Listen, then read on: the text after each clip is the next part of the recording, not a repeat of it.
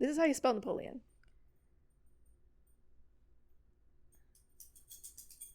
What? No, that's Neapolitan. Okay, wait. Wait, no, that's Neapolitan. That's the ice cream, babe. Napoleon.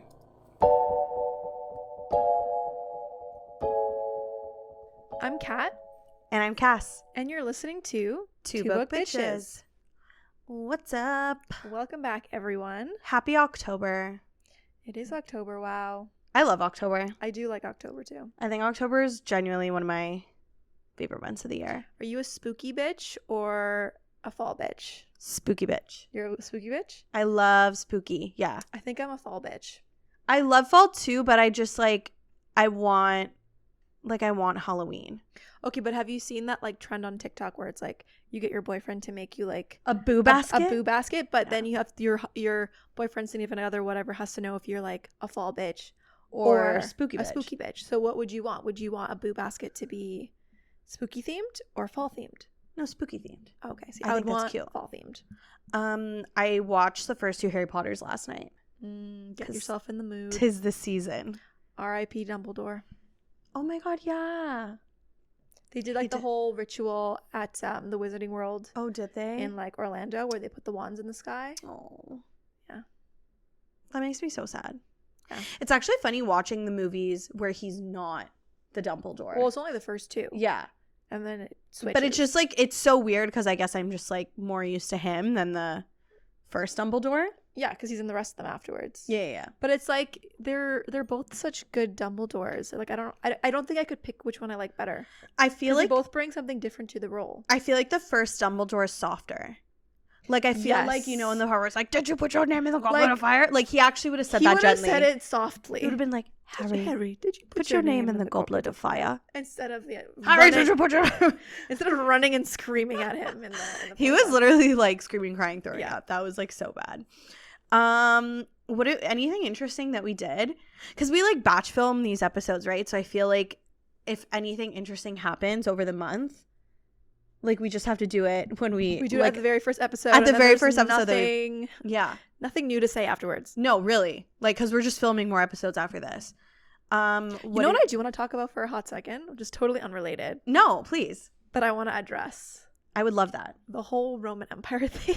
I really want to talk about that. Okay. If you're not familiar, there's a trend on TikTok going around where it's you ask your men, anyone in your life, brother, husband, dad, how often they think about the Roman Empire, and it turns out that majority of them say, well, pretty often, and you'll question them, what does that mean? And they'll be once a week or something, and it's intense, and they're wow, that's often. Yeah, that's I don't know what it is, and they'll explain why, and they'll be well, just think of the empire, now they conquered all these people, and the gladiators, and they'll just go on some tangent. I recommend it. It's sometimes some of the answers you get are quite hilarious.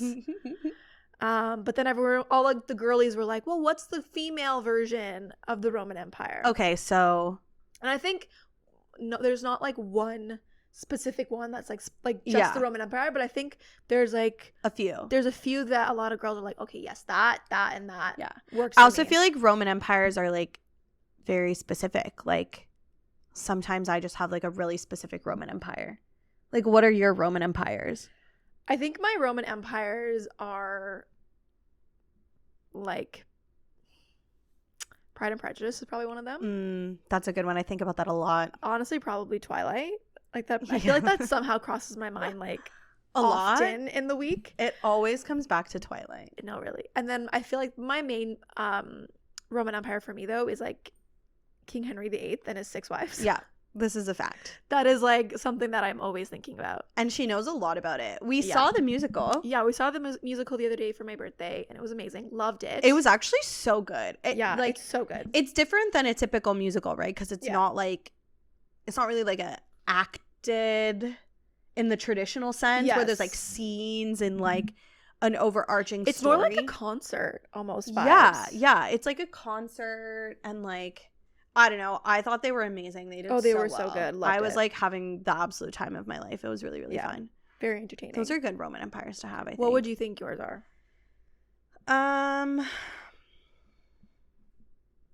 Okay. I think my Roman empires are the Roman Empire. I actually do think about the Roman Empire a lot. I love antiquity, so like low key, like the Roman Empire and like ancient Greece. Those are some of my Roman empires. I also think about Princess Diana a lot. Yes, I did see that. That's like a big popular one. That's a personal Roman Empire for me. The Library of Alexandria. That's a big one. I think about that a lot. Taylor Swift. That's a big Roman Empire for me. I think about her at least once a day. Once a day. At the very least, I think about her once a day. Like, for sure. For sure. Like, the way I, like, checked to see if she was at, like, the football game last night. She was. I did see that. With many people, actually. She brought, like, an entourage. Yeah, there was, like Lively, Ryan Reynolds, Hugh Jackman, her brother, Sophie Turner, Sabrina Carpenter. That box some was of the full. Some of the other Chiefs' wives were there. Yeah. She does not travel alone. Girlie is like, I am bringing 10 people and I don't give a fuck. I respect that. Looked like she had a good time. Those are my Roman empires, I think. Those are good. Yeah, thank you. Let us know what your Roman empires are. Let us know. Yeah. I want to know what your Roman empires are. I would love to know. I think that's it. Like, we didn't really do anything else interesting this month. I read Fourth Wing. Oh my god, yeah. Okay, wait. Let's talk about that a little bit because I don't want to talk too much about it because I do want to talk about it later. Same. I want to dedicate like more time to it. Yeah, same. So we'll save thoughts the on bulk that. of it. But I like, did love it. And the second one's coming out really fast after the first one, which I love. I know. I love that I don't have to wait like years. She was for the like, let's pump this shit out. I love that. No, that's great. And it's like, I guess, what was it? October 1st is Threshing Day. Oh yeah, so it was Threshing Day to everyone. Happy Threshing Day to all those who celebrate. I really like, I don't know if I've ever talked about this on the podcast, but I talked about it with Kat, but I read Fourth Wing originally and I skimmed it. Mm-hmm. And I didn't like it. I was a hater. I was in my hater era. And then I was okay. You know what? I got to give this another chance because I kept seeing it on TikTok and I was like, this seems like so up my alley. Like, it has like dragons, like romance. Like, I don't understand why I didn't like it. You know what I mean? Yeah. And like, I'm not that bitch to like sit there and be like, oh, the plot, like, I don't give a fuck. Like, was I entertained reading it? Yes or no? Yes. That's my main. Like, there are so many things about the book that completely went over my head. And I still to this day don't understand, but it's okay. I was there for everything else. 100%. And the sex scenes were very good. There were like so many TikToks if you want that'll like go over theories and blah blah blah blah blah. So it's like really involved, but honestly I really enjoyed it. Yeah. And I think we're gonna I think we gotta do an episode on it. Yeah. Like we'll find some at some point. Maybe we'll do it after the second. Maybe, because like I really do want to talk about it. Me too. We have some time, like, because we've basically planned out until January. Yeah, but we could move some things around. Maybe we might move some stuff around because seems like a priority to me right now. It really does. It seems like this is my Roman Empire. Yeah, I'm really into this book right now. Like, I want a dragon. Well, I mean, who doesn't? Pepper, will you be our dragon? Pepper, okay, but doesn't Pepper look like Toothless? Yeah. From How to Train Your Dragon? She does. Or my husband calls her Falcor. From a never-ending story. Yeah. I mean, I see it. Like, she has like the same ears. Yeah. But Falcor is like a cream color. Like a cream. That's the only difference. But like the shape of her head and everything is giving Falcor. Especially when she gets a haircut. Like, she got a haircut yesterday, and like when Thomas picked her up, he was like, "Look, I brought home Falcor." That's funny. Yeah, but I think she looks like Toothless from How to Train Your Dragon. She's the same color as Toothless. Yeah, she is. Okay. Anyways, back to the purpose of this episode. Correct. Which we are back with House of Sky and Breath. Yes. And today we're doing chapters 18 to 24. If you're reading along with us. Yes. But before we dive into the chapters, there was a interview with Sarah J. Maas recently where they were asking her some questions about, her universes and the new release coming up. Mm-hmm. And they asked her if Hunt is definitely Bryce's mate. Correct. And they were like, well, is it the same way as it is in ACOTAR? Like, does it mean the same thing? Mm-hmm. And she didn't really answer. She's like, oh, I think that comes up somewhere in the book, so I'll leave that.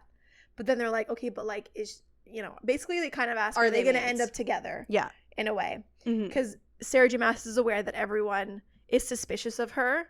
I'm always suspicious. Yeah, because especially with the first love interest. All of her other books, the first love interest never ends up being the person they end up with. And she's like, yeah, I'm aware of that, but like this time around I was like, oh, let me just throw a doozy at everyone, like, and this person will be the person that they actually ends up with. But then she does say if they both are alive at the end of it. If. So if they both stay alive till the end of the series, then they're definitely mates and they're definitely going to end up together. Okay, but also, have you heard the theory that, like, actually it's not a theory, I think she has confirmed that you can't have two mates.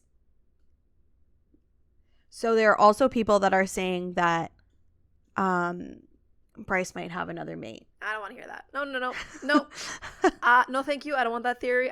That's not canon for me. It's not canon. Well, she did say it, so I'm so sorry. Well, whatever. I'm not gonna believe it. I'll believe it when I see it. Yeah, I'm personally, like, on a deep personal note, I am worried for Hunt and Bryce. I'm always worried. I'm worried, and I think as we approach the end of this book, you're more worried. You will realize why. Yeah, I'm so worried. Yet, so we'll see. Yeah. She also said that she's. So Crescent City 3 is by and large complete. So currently she is working on ACOTAR 5. Yeah. So that is the next book that's coming out, like the next major. And it's not the novella. It's like genuinely like ACOTAR 5. Yeah. And obviously like everyone suspects that it's going to be Azrael's book, is what I think, like, most people. And then we'll put the Elaine Lucian. shippers. It's either like, it's like Elaine, Lucian, Azrael, and Gwen. It's going to be a big foursome. I would love that. No, I don't want him to be with Elaine, so that's just too perfect for me. Is it Gwen or Gwyn? Gwyn. I'm stupid. I think I said Gwen. But anyways, no, you know but what I mean. I mean, yeah. Because it's either or. It doesn't really matter. I personally would like him to end up with Gwyn. Yeah, I just think it's a little bit different. And you know what? It's too tied up in a bow with all three sisters ending up with a three-winged like boys. Like, no, I don't like it. I also I want Lucian to have a happy ending. He deserves it. Like, I really like him. Like, yeah. Re-listening to the graphic audiobooks, I was like, oh, I actually love Lucian. He's a good guy. I want him to have his redemption arc, but we'll see what happens with that. She also mentioned something that I think is like, well, okay, so she had said previously that in order to, like, if you're going to read Crescent City, you didn't have to read her previous books. Right. You could just read Crescent City. Right. She had said that to, like, before. And now she's saying, I take that back. Yeah, you should read her previous books before you read the third. So that's the Throne of Glass series and the ACOTAR series. So obviously they're hinting, or she's hinting, I think, to like a multiverse or a massiverse. Massiverse, if you will. I like that. So, like, I don't know how much Throne of Glass comes into play at this point, but I think that big spoiler for everyone that, like, we all know that ACOTAR comes into play. Yeah. But Throne of Glass is TBD, but I guess we should know about it. I've been starting to compile theories I've seen around the internet, because I think we are going to do like a theory episode / like release party before Crescent City 3 is coming out. Mm-hmm. So people who are much more into Throne of Glass than I am have been coming up with like amazing theories about like Throne of Glass, Crescent City, ACOTAR and stuff. So I'm really excited for that episode, actually. And I mean, if you have any like good theories, or like if you've seen any good theories, like tag us or like send it to us, because I'm like saving them all. Like, I think we've been tagged in a couple on TikTok. So if you find anything, or if you think of anything, like, send it our way, because we're interested. Like, we're gonna put it in a massive episode so that everyone can kind of we can all go through it together. Yeah. But yeah. All right. So where do we leave off? Let's dive in to the book now. Yes. So we left off last episode about House of Sky and Breath, where Hunt and Bryce decided that they will do whatever they can to find Emil, and Bryce tells Hunt that she doesn't want to wait until solstice anymore to have sex. Yes. Fun. So needless to say, spoilers ahead. If you haven't read, stop now. Or don't. Because we're not your moms. And we can't tell you what to do. Exactly. Okay. So we start off with Ethan, and Ethan is still shacking up at Bryce's apartment, and it seems like everyone is shacking up at Bryce's apartment. It's like just a big... Yeah. Like hers is like it's giving Monica's apartment. Yes, it's yes, it is giving Monica's apartment. So like everyone is always there. Yeah, everyone has a key. Like everyone's just hanging out there. I actually kind of love doors always open. Apparently, like I want my house to be that house. Could be. Like I want to be Monica. Like deeply. Like I want my house to be like, oh, like we have to do something. Okay, we'll just go to like Cass's house. I love hosting. I do love hosting too. It's so fun. I love hosting. Okay, anyways. Shocking at Bryce's apartment. And Therion walks in and, of course, because like, obviously. It's open. Open door policy. And he's starting up a conversation and saying kind of like, how long have you guys been doing this shit? Blah, blah, blah. Which I assume to mean like meddling. He's like, how long have you guys been meddling in like absolutely everything that's been going on in Crescent City? We find out that Ethan has no idea how Sandriel and Micah died. And just, you know, for a little refresher, Sandriel was beheaded by Hunt and Micah was killed by Bryce. And he's shocked by like how it happened. Because I guess the Asteri obviously were keeping it a secret. That was part of like the agreement. They told, like, Hunt and Bryce. Like, don't say shit, right? Yeah. So then he's like, oh my God, does Sabine know that Micah killed Danica? But what's worse, he's like, did Sabine know and just never told anyone / like doesn't give a shit, which is honestly probably the case. Which is also worse. Yeah, 100%. Sabine's like bad mom of the year award.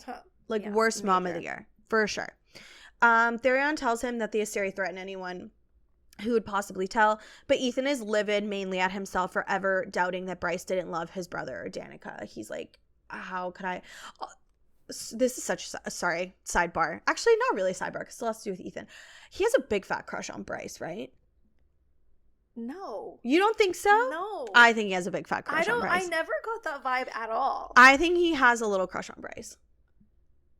I just thought he was like brother sister vibes. I think so. Maybe it's evolved to that now, but I think he has a crush on her. And one of the things that happens, and I think we'll talk about this in a later chapter. It's a line in a later chapter where like Hunt decides to go with Bryce to the gym instead of staying to watch the Sunball game. Yeah. And then I can't remember if it was Therion or someone was like, or who makes a comment. Which one would Connor pick? And Ethan's like, he would pick to watch the Sunball game. And then they were like, which one would you pick? And Ethan was like, Bryce. So I don't know. I think I just got close friendship vibes. Okay. I did not get crush vibes. I get little crush vibes. But then again, there is something else that happens where he gets super defensive. Okay, we'll get there and address that. You tell us. What do you think? Crush or brother sister? Friend. I think a little crush. At this point, he decides he needs some time to like process. He's like, I just need a minute alone. And Therion is like, no problem, girly, but like don't take too long because I need like a wolf's nose to find Emil. So Therion is like, bye-bye. And Ethan does what everyone does when he's alone in someone's home. He decides to snoop because that's what you do. So he's snooping in Bryce's room and he picks up the sword that Bryce leaves like laying around. I think it's like Danica's sword, basically. Danica's sword. And he picks it up and he starts swinging it around. He's like doing the whole like sports narration, but like with a sword. So he's like, he swings, he parries, he like blah, blah, blah. This part like, is pretty funny. Yeah, I actually really like this part because like low-key, this was good. I would do the same, I think. Are you kidding? Pick up a sword, walking around. So he's swinging around and he's like getting ready to like deliver the killing blow. So he like jumps on the coffee table.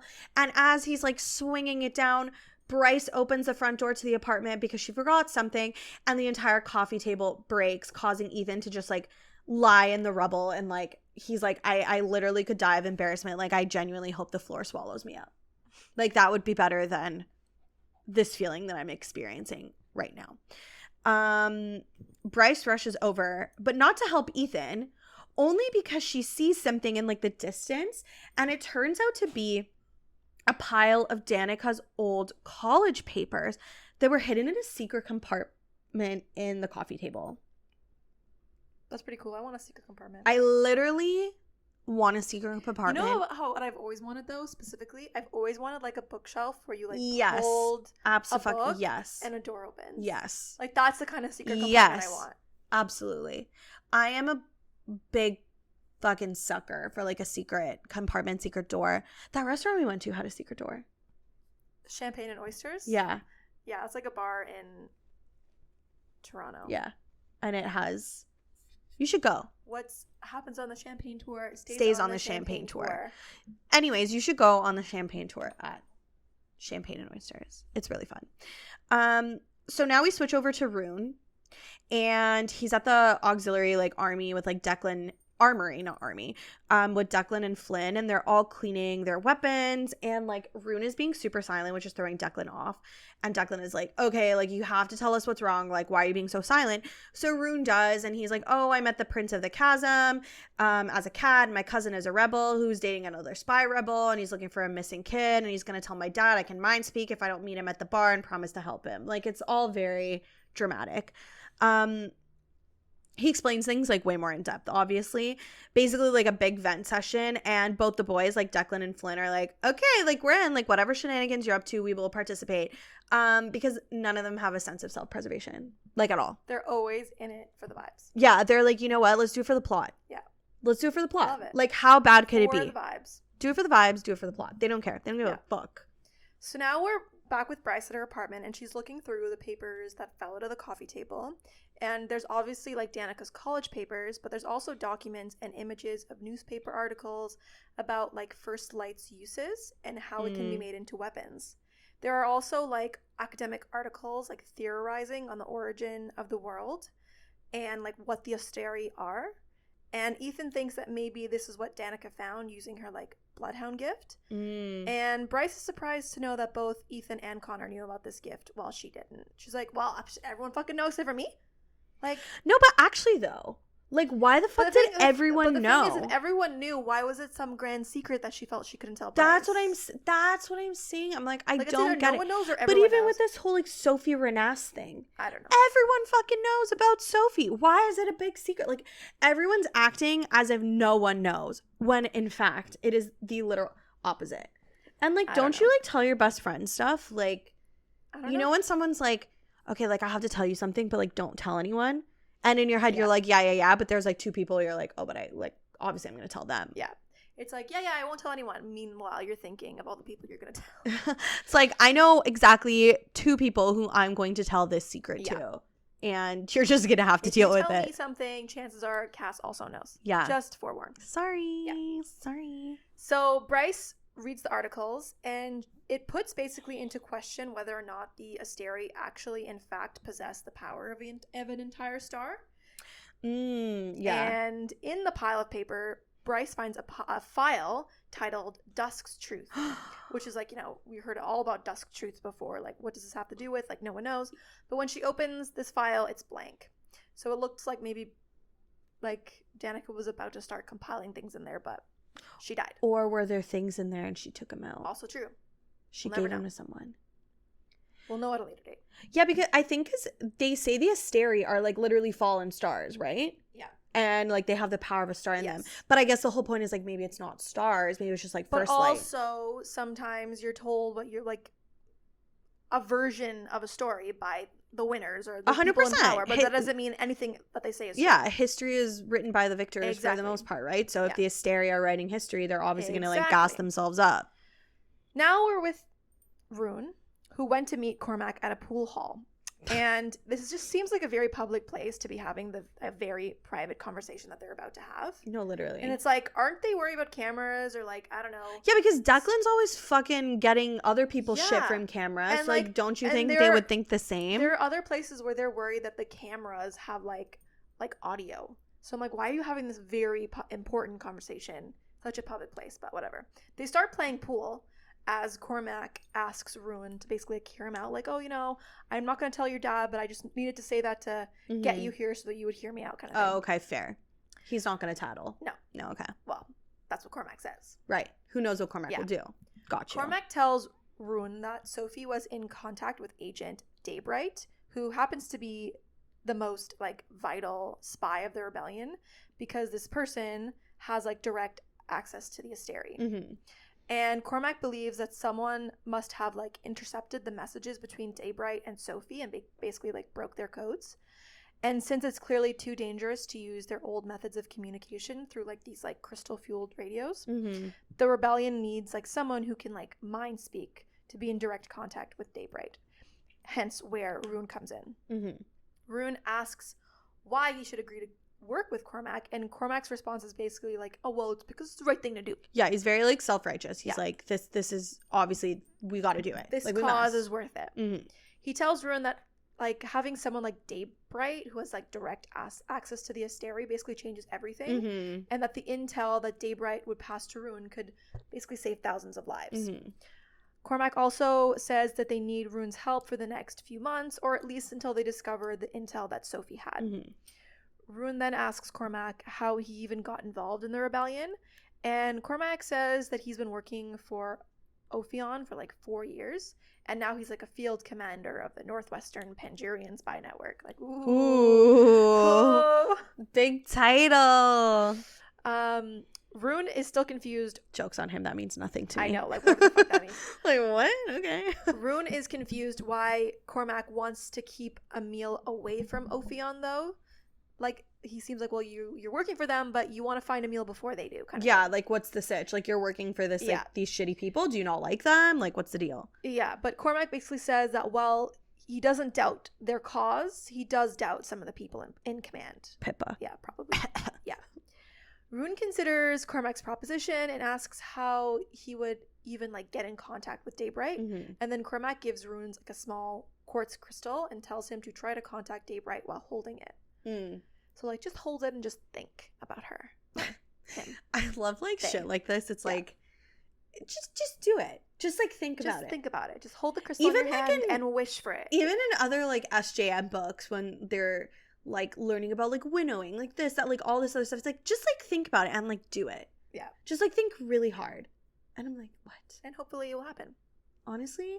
Okay, this is, like, did you ever, this is really calling myself out as a child, by the way. Did you ever think that you had telekinetic powers as a kid?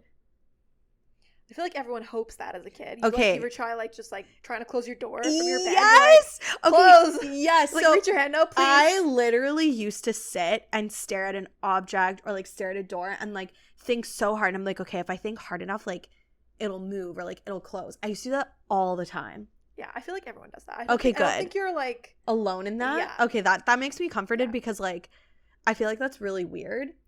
See, but I don't think it is, because then you watch, like, Matilda and you're like, that could be me, right? No, 100%. You're I like, could totes like, do that. Like, yeah. just read a billion books. Like, what's stopping and hope me? that powers my brain.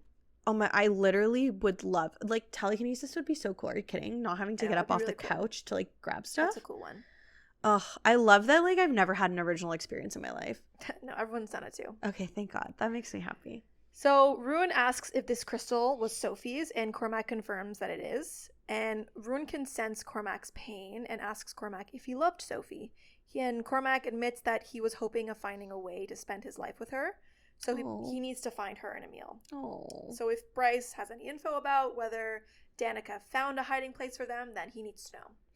I feel like with Sophie and, like, Cormac, like, they probably still, it would have still been shitty because, like, he's a prince. Well, he even says that and she's a commoner, right? He's like, I'm not deluding myself to think that, like, my father would accept, like, us being together, but he's like, but I'm still hoping that I can find a way one day. He probably would have had to give up, like, his crown or something. Yeah, I don't think like, he really cares about that. No, I don't think he gives a fuck. Rebel field commander of the Northwestern Pangerian spy network.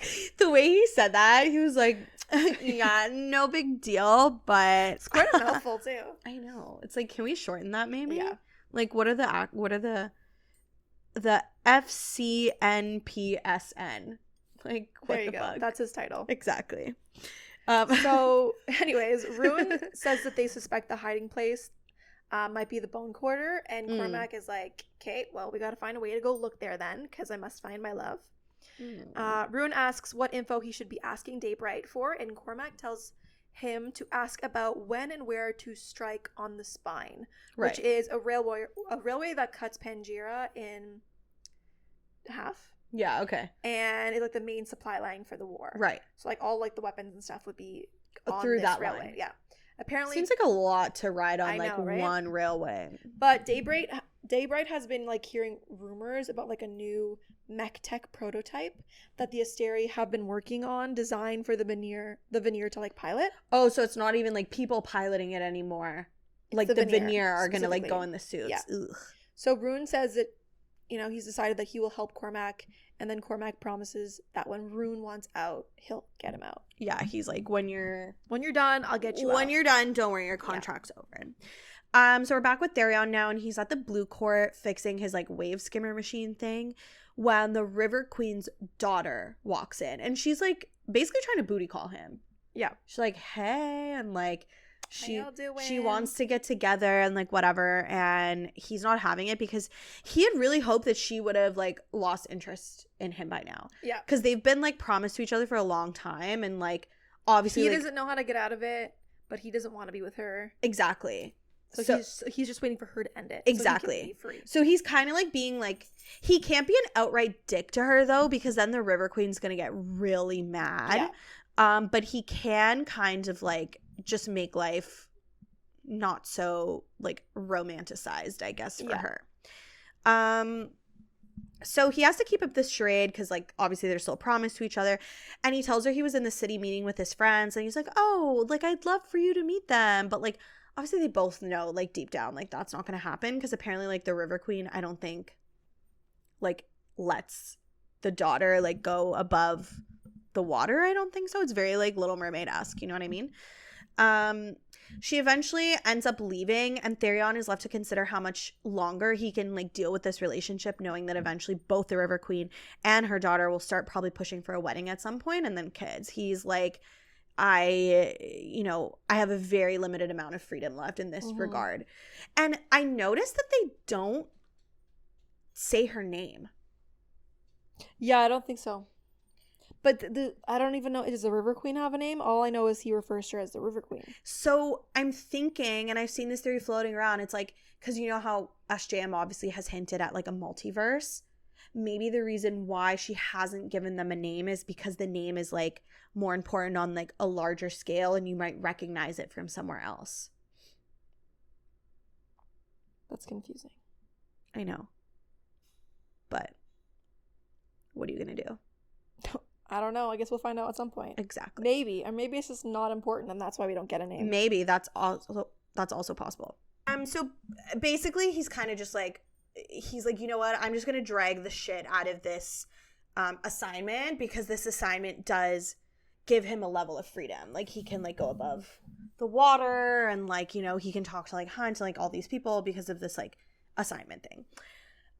We flip to Hunt, who's giving a tour of the comitium to Bastion, much to his chagrin. He like hates it. And Bastion is kind of being a little bit of an ass and keeps asking Hunt like really dumb questions to occupy his time, because like I guess he knows Hunt wants to go see Bryce, so he's being a little bit of like a butt. And Hunt ends up feeling some type of way because Bastion is in Justinian's old room. And if you remember, Justinian is the friend who is dead. Yeah. Crucified. Yeah, pretty bad. Like it was not like a cute way to die. And all of Bastion's belongings like fit into one bag, and like Hunt is just kind of thinking about how the fact that when they were under Sandriel, like they're not allowed to use technology, like they're not allowed to use like all this shit, so he's like feeling some type of way about Bastion. Basically like he's just feeling pity. He's like, I pity you. I'm sad for you. He leaves Bastion alone and ends up meeting up with and chatting with Naomi and Isaiah, who are reminiscing about like Vic and Justinian. Like Vic is the other dead friend. I think she's in a box. She's in the box in the bottom of the ocean or whatever. Yeah, it's so crazy. Like just her like essence or something, like her body is like her soul is like in a box. And it's just stuck there. Because she was some type of, I don't know what she was, but anyways, it was very sad. Hunt at this point briefly considers telling Isaiah about the rebels, and he's hoping that like maybe if he tells Isaiah, like they'll give him like leniency, like when obviously like this all goes to shit. But he ultimately decides not to say anything, so he just shuts his mouth and goes home. Yep.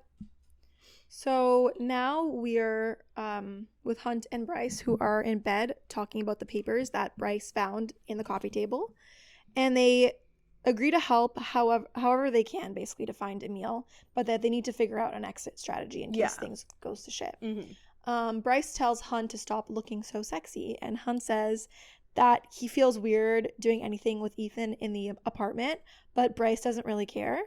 And then Hunt admits that it's been a while since he's had sex, specifically 6 months. Oh. And then they tell each other about the last person they slept with. And now they're both like sufficiently jealous, and they're like, well, I gotta change yeah, I that. gotta change that now. Hunt tells her that he wants to hear her say yes before they have sex, but she replies saying that she will say yes once she has had her fill of touching him first. Then she takes his pants off, and apparently his dick is huge. Naturally. I mean, and that brings back the old age question. How big are we talking here? like what? Like, tell me when to stop.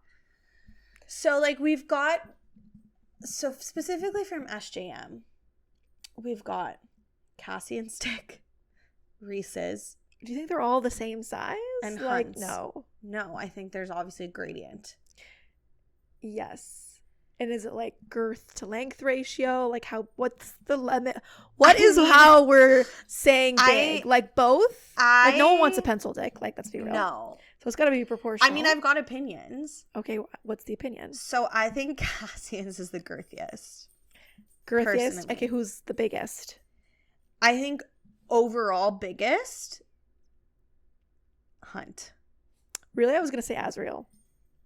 But we haven't, we have no indication of his dick yet. I know, but just the vibe. That's true. I'll give you that. It's the vibe it's giving.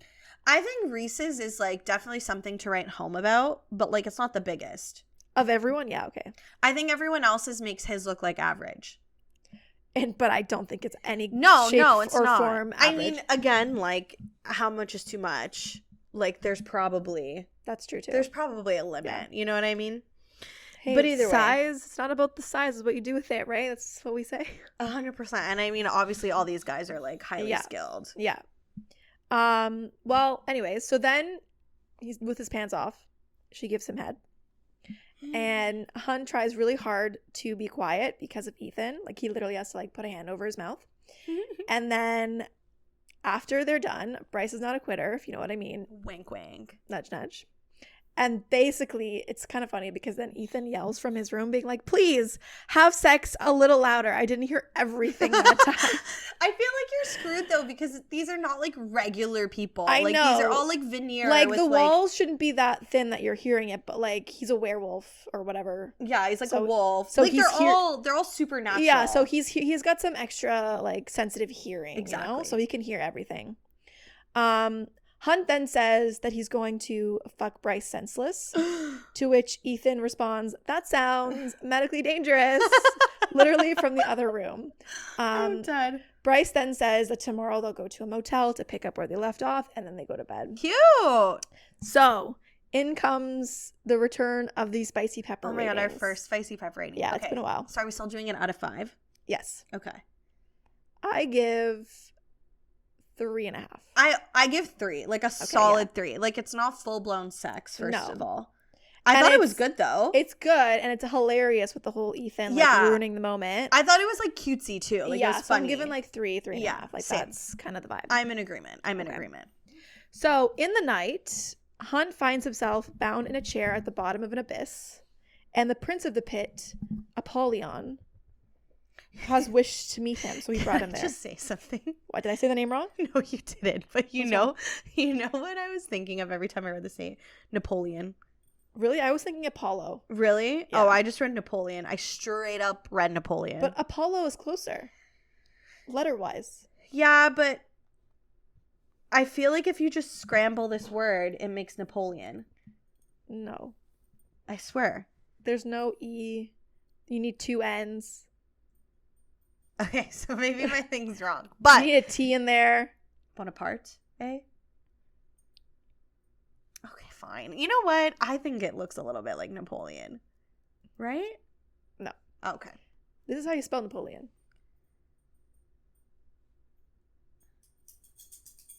What? No, that's Neapolitan. Okay, wait. Wait. No, that's Neapolitan. That's the ice cream, babe. Napoleon.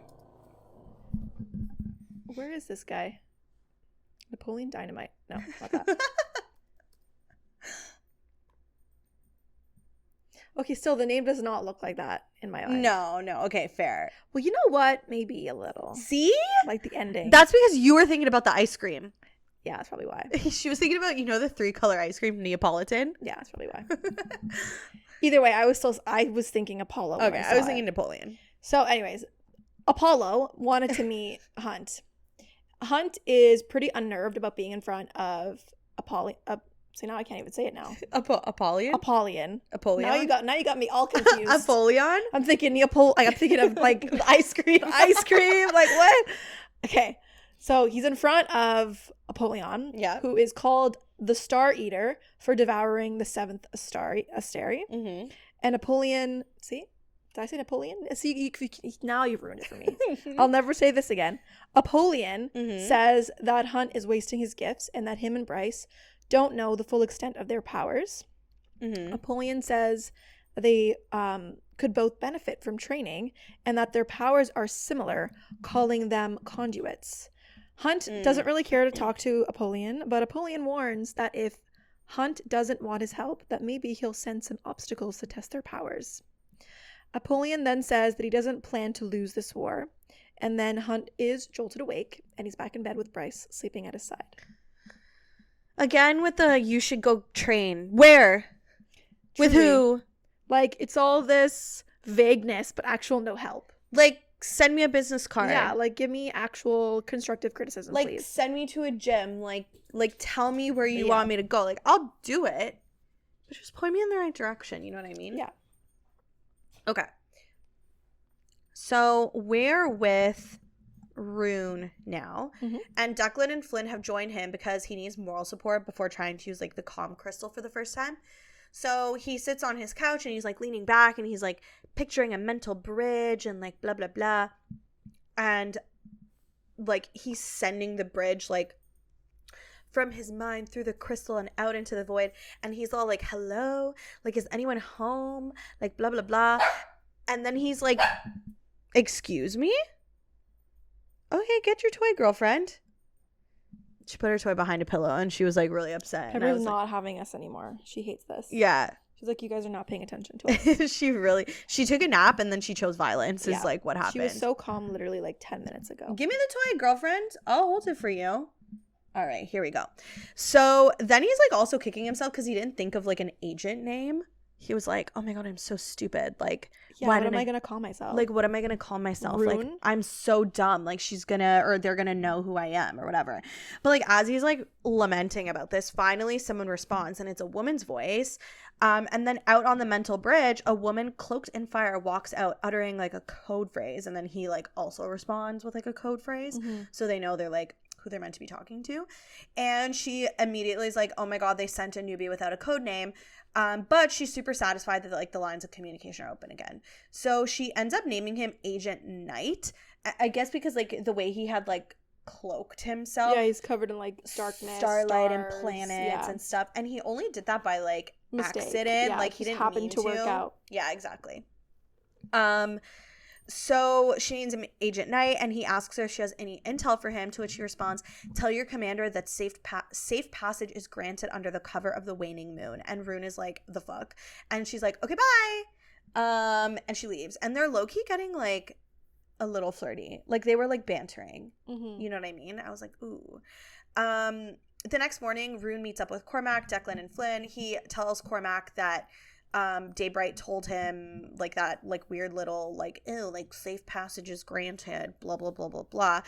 And also lets him know that there's no news about the spine or about Sophie. So basically, like, the two things they care about, like, she didn't actually let them know about. Cormac tells him to hang tight until he is asked to connect with Daybright again. Cormac leaves, telling the boys he's going to look around the Black Dock and the Bone Quarter. And then we go back to Hunt. So Hunt, and Isaiah are going to Celestina's private residence to meet up with Naomi, Bastian, and Pollux because there was, like, an incident. And Celestina apologizes for assuming she could introduce Pangerans to city life without more support. Because I guess, like, Pangera is a little bit backwards or, like, a little more old school. And, like, the city is, like, very urban, obviously. I don't know. So she's like, yeah, that's the vibe I get. She's like, oh, like, my bad for thinking you guys can handle this kind of thing. Apparently, Bastion and Pollux were at a bar, and Pollux was talking to this woman who wanted to fuck him, and he took her to the back alley and was trying to hook up with her when Bastion comes over and attacks Pollux. Like, he literally, like, tackles him. Bastion attacked him because the woman was apparently saying no over and over and over again, but Pollux is like, oh, some women say no, but they really do want it, which is like, ew, ick, gross. why are But you being also, disgusting? isn't Pollux somewhat with the hind? Yeah, I don't think he gives a fuck. Yeah, gross. He doesn't strike me as like a stand-up kind of guy, you know? Celestina asks why Bastion even followed him out to the alleyway in the first place, and Bastion is like, well, I work with him forever, I know what he's like. And then the others all start accusing Bastion of standing by and letting shit happen anyways. They're like, oh, big deal, like, you've been doing this for ages, like, what's the difference now? But this actually like pisses him off, and again, you kind of get the sense of like something was clearly going down within Sandriel's Chiari. Like, Bastion is not what he might seem. Like, they're basically alluding to like Bastion was playing the game, like, to me Pollux gives just terrible vibes. Like, yeah, sadistic fuck. But Bastion is warming to me. I'm kind of getting a sense of like, you know what, I might like you. Yeah, like, maybe you might do something. You might be redeemable. Yes, 100%. But Pollux definitely not. No. Pollux could like jump off a bridge and die, and I like truly wouldn't shed a tear. Celestina stops them all from arguing, and she's like, well, this is fucked because the fight was filmed and it's airing on like every news station, and she offered the woman the chance to press charges, but like the woman declined because like obviously that's just going to cause the woman a shitstorm, as it typically does. So she's like, no, I'd rather just like not report it. She wanted to make an example of Pollux. Like, Celestina's like, honestly, I wanted to punish you. Like, I wanted to make you an example to the city. But she got a call from the Asteri that was basically like, you can't punish Pollux and you need to give him a second chance. So they're clearly suspicious, watching very closely over what's happening in Crescent City. Isaiah's like, well, is there anything we can do to help clean this up? Like, blah, blah, blah. And Celestina is like, no, it's all done. The Asteri have blessed me with an opportunity. And they all find out that she's basically going to marry / mate with Ephraim, the other archangel, in a month. And Hunt can tell she's not like pleased about it. Like, she doesn't. It's basically an arranged marriage as punishment. She doesn't like. She has no choice. No, she has no choice. The Asteri basically did it to remind her like who has control over like her body and her life, because along with mating, like they have to repopulate like the archangel ranks. Like, gross, disgusting. On top of all this, because Ephraim's going to visit, Ephraim's Chiari is going to visit with him. So the Hind is going to be in the city, which is like bad news bears. Celestina ends up dismissing the entire group other than Hunt. And when they're alone, she's like, damn, I heard about Bryce's engagement. I know you guys were close, blah, blah, blah, blah. Hunt is like, you know what? We're taking it day by day. And Celestina, I guess, is like impressed with Hunt. And she ends up confessing that Sahar was actually a dear friend of hers, and she, like, they were communicating in secret over the years. And Hunt is shocked. He's like, I literally had no idea. And Celestina continues and says she had nothing to offer Sahar during the rebellion. And Hunt is like, well, you could have offered your power, like, you could have fought with us. And Celestina apologizes. She's like, I live with that decision every single day. She also confesses that she had longed to kill Sandriel, and she apologizes for not being able to rescue Hunt / like buy Hunt from Sandriel all through the years, even though she tried. So apparently she had tried to like amass money and stuff to buy Hunt, but like every time she got denied, and then about 100 years ago she like had to stop trying because it was getting like really, really suspicious. In a show of honesty, Hunt confesses that he thinks Sandriel's old Triari is poison, and that they're all sadistic and then they need to be monitored. And Celestina like thanks Hunt for sharing his worries, and they both promise to essentially like help each other out. They're like, we're gonna watch each other's backs kind of thing. Before he leaves, Hunt thinks about how everything was worth it anyways, because every decision and shitty situation had led him to Bryce, which I thought was very sweet. So cute. When he leaves, Bastion is waiting for him in the hallway, and he's like, oh, I guess you were warning Celestina about the old gang getting back together. And Hunt again is like, I don't buy your nice guy act, and I don't know why you're being a pain in my ass now. Like, you need to cut the shit. Bastion is like, Sandriel is dead. I don't have to pretend to like Pollux anymore. So again, we're getting like glimpses into like not everything's as it seems. Like, there's probably more to Bastion than we know. Hunt tries to pry into the relationship between Pollux and Bastion, but Bastion is being like really vague, and Hunt seems to think something went on with Sandriel like after he left. Like, something went down in that little group that he's like not been privy to. But Bastion is like, who says it has anything to do with Sandriel? And then their conversation ends off with Bastion being like, you tell me your secrets, Athalar, and I'll tell you mine. Do it. I want to know all the secrets. secrets. I literally want to know all the secrets. Like, someone do it. Their entire relationship, Bastion and Hunt, is just like, I'll tell you if you tell me. Yeah. No, I'll tell you if you tell me. And then no one tells anyone anything, and we don't know. And now I'm more confused. Just show each other your dicks and get it over with. Just really. Get it over with. Anyways. So now we're with Ethan, who is with Therion at a crime scene. And a female Selkie was killed, like execution style. Oof. And Therion asks if Ethan smells anything, and Ethan says that he smells the scent of 2 humans on her, specifically the scent of a male and a female. And Ethan thinks that the Selkie probably found Emil and helped him on his way to Lunathion. I'll never say it right. Lunathion. Yeah, I'll never say it right. Never. I think Lunation sounds better, but Lunathion. Anyways, potentially the Selkie helped Emil get there, and then the Selkie was found and tortured by a human woman for intel on Emil's location, and his guess is that the human was Pippa.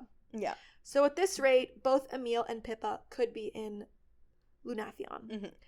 Back with Bryce and Rune, and they are heading to the Ox training facility to meet Cormac to start her training.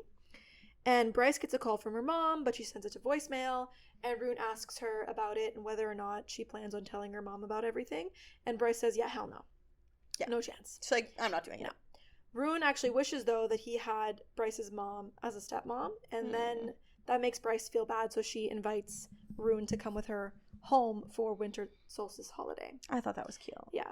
It then starts raining, and they take cover under like an awning and wait it out. And then in the awkward silence that follows, Rune asks her why she won't touch the Star Sword, saying that she is more starborn than he is, so she should have it. She then says that she doesn't want it, and that it came to him first for a reason. She does mention a prophecy that the Fae have, which is, when knife and sword are reunited, so shall our people be. So she thinks that the sword is meant for Rune and that there might be a knife out there for her. And if that isn't like Azrael's dagger, and then I don't know what else it could be. Right? Like I don't think there's been any other significant dagger. But, I mean, Sarah J. Maas has even said like she's like sprinkled lots of little like crumbs everywhere that will actually make it all make sense in the multiverse when we get there at some point. The Massiverse. So Bryce actually then starts getting all existential, saying that she thinks there's something out there guiding all this, something bigger than anything that they can grasp. She says that the veneer all came from somewhere else, that they were immigrants into Midgard. So what happened to their homeworld? Like, are the gods still there? Do those gods still care for them? All this, she's getting super existential.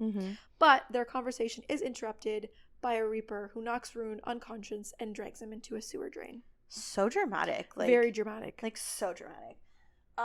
Rune has no idea what happened to him. All he knows is that he's in a black void and that someone jumped him and Bryce. All of a sudden, he hears Agent Daybright's voice, and he's like, how the hell did you get in here without the crystal?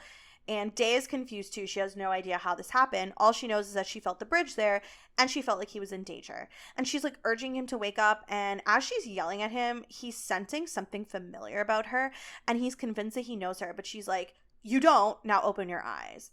And then we immediately switch to Bryce, who finds her brother surrounded by 5 Reapers, and they're threatening to drop him in the sewer water if Bryce doesn't stay back and, like, listen to their message.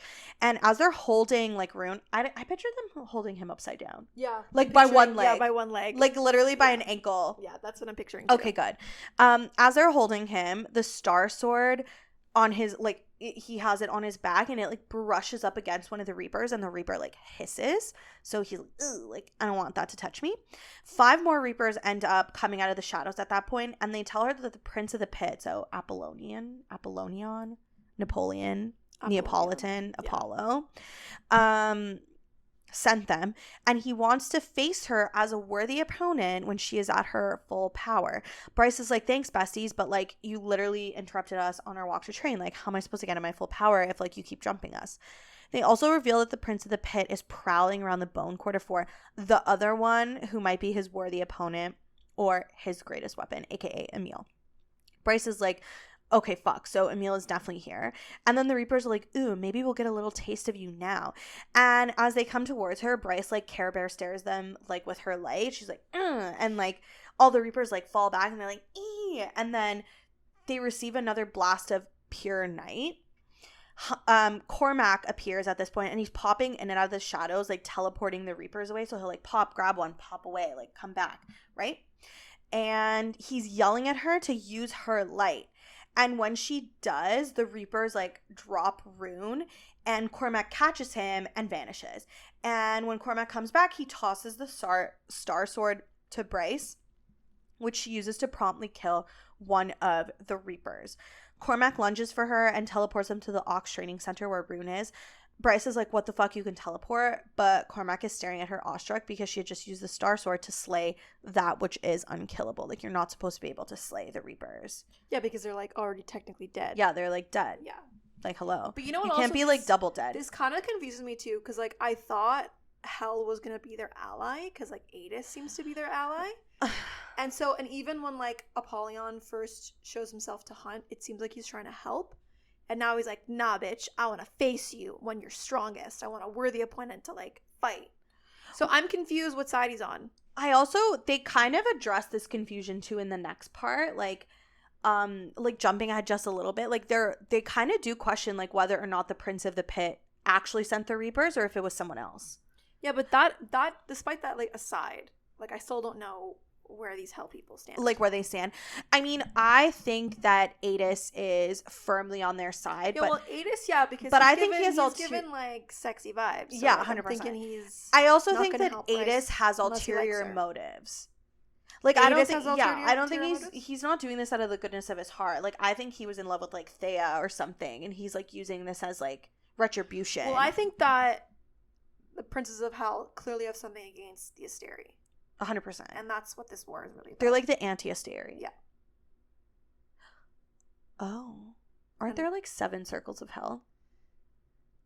There's the number 7 is like everywhere. There's 7 Asteri, though one of them is dead. Right. There's 7 this, 7 that. Like, there's 7. The number 7. Because I was going to say there's like 7 circles of hell, which means 7 princes of hell. I think there are 7 princes of hell. Versus the 7 Asteri. Yeah, but one of the Asteris is dead, so there's only 6 left. Right. So they're at a disadvantage. Yeah. Oh, so many theories. I know. I've been seeing so many theories, and I don't want to say anything because we'll do a massive episode on it. But at that. So we're at the end now. Like, this is where we're gonna leave you. We're gonna leave you here. Yeah, because next time we're gonna start part 2, which is called the Abyss. I'm assuming that's just another circle of hell, is what I'm putting together. Sure. That's I think sounds plausible. Sounds plausible. Yeah. Thoughts? Do you have any thoughts otherwise on this part? Other than, like, I'm confused still? I'm always confused. Yeah. Just a lot of info dumping still. Yes. And we're, like... It's like the plot... a quarter of the way through. Yeah. The book. Like, the plot thickens. Yeah. But I am not... But no resolutions at all. No. And I'm not picking up what they're putting down. No. Yeah. It's like all this information I'm, like, slowly starting to store, and I'm like, when will it come into use? Well, I told you, like, I read this book already, right? Yeah. It's like I'm reading it for the first time. Like, I'm literally getting to things and I'm like, what the fuck? Like, yeah, this happened? There's a lot. And then there's just, like, a lot of new stuff, too. So many new people, so mali new things. Yeah. What are we doing next week? So next week, we're taking a break from Sarah Dimas. Yes, we are. And we are going to be talking about the Ali Hazelwood universe. Yeah, all things Ali Hazelwood and her STEMinist all her novels. Books. Smutty STEM. Love it. I love her. I'm so excited. So excited to talk about it. Yeah. So thank you for listening or watching. I was like, what am I going to say? But then I was like, I remember what I'm going to say. All our information is like down below in the description, no matter like where you're watching it or listening on like Apple, Spotify, YouTube. Please consider like leaving a review or subscribing or leaving a comment. We love interacting with you guys. Our DMs are always open on Instagram. And we love being back. So thanks. Thanks again. And thanks for listening to Two Book Bitches. Bye.